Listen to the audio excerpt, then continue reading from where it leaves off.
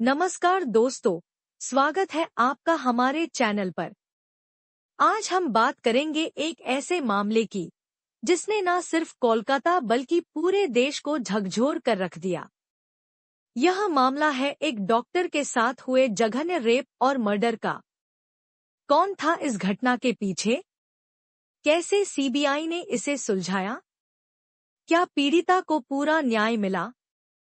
और अब सोमवार को कोर्ट किस सजा का ऐलान कर सकती है? इन सभी सवालों का जवाब आज हम आपको देंगे। तो जुड़े रहिए हमारे साथ, और अगर आप भी न्याय की इस लड़ाई में साथ देना चाहते हैं तो वीडियो को लाइक और चैनल को सब्सक्राइब जरूर करें। दोस्तों, ये मामला 9 अगस्त 2024 का है। कोलकाता के आरजी कर मेडिकल कॉलेज और अस्पताल में उस रात जो हुआ, उसे सुनकर किसी का भी दिल दहल जाएगा। पीड़िता एक 26 साल की ट्रेनी जूनियर डॉक्टर थी। अपने भविष्य के सपनों के साथ वह वहां पढ़ाई कर रही थी। लेकिन किसे पता था कि उस रात उसकी जिंदगी इतनी दर्दनाक तरीके से खत्म हो जाएगी। रात के करीब 4 बजे अस्पताल के सेमिनार रूम में जब वह सो रही थी तो वहां आरोपी संजय रॉय पहुंचा। संजय एक सिविक वॉलंटियर था जिसे अस्पताल के सुरक्षा के काम में लगाया गया था। उसने नशे की हालत में पीड़िता के साथ जबरदस्ती की। जब पीड़िता ने बचने की कोशिश की तो उसने गला दबाकर उसकी हत्या कर दी।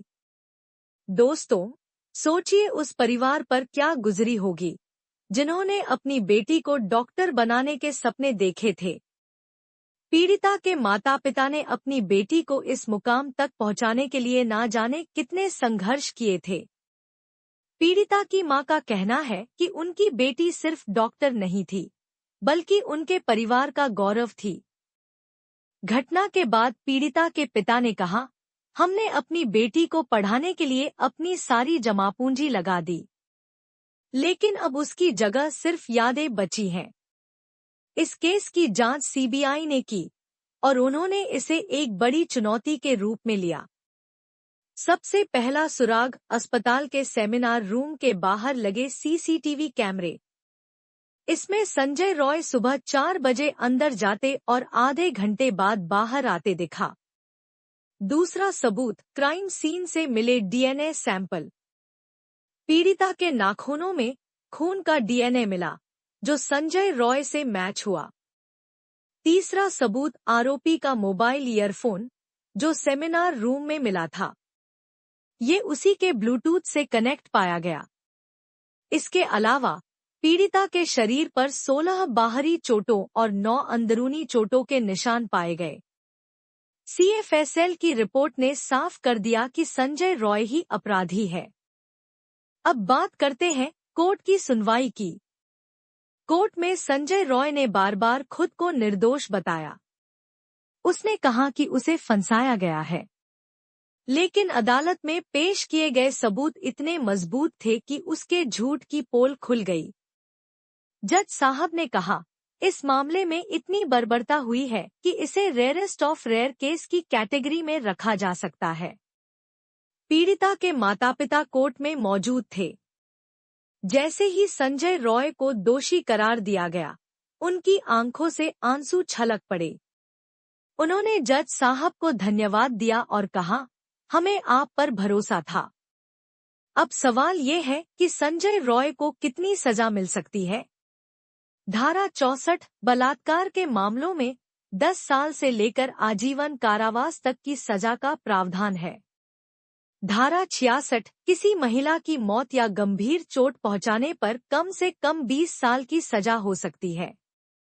धारा 103(1) हत्या के मामले में अपराधी को उम्रकैद या मौत की सजा दी जा सकती है। सीबीआई ने इस मामले को रेयरेस्ट ऑफ रेयर करार देते हुए फांसी की सजा की मांग की है। पीड़िता की मां का कहना है कि इस केस में और भी लोग शामिल हैं जिन्हें अब तक गिरफ्तार नहीं किया गया है। उन्होंने कहा, हम तब तक चैन से नहीं बैठेंगे जब तक हमारी बेटी के सभी अपराधियों को सजा नहीं मिल जाती। दोस्तों, यह मामला सिर्फ एक डॉक्टर का नहीं है। यह हमारे समाज और हमारी न्याय व्यवस्था पर भी सवाल खड़े करता है। आखिर कब तक महिलाएं सुरक्षित नहीं होंगी?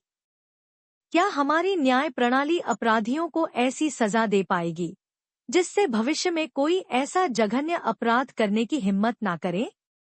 तो दोस्तों, ये थी Kolkata doctor rape murder case की पूरी कहानी।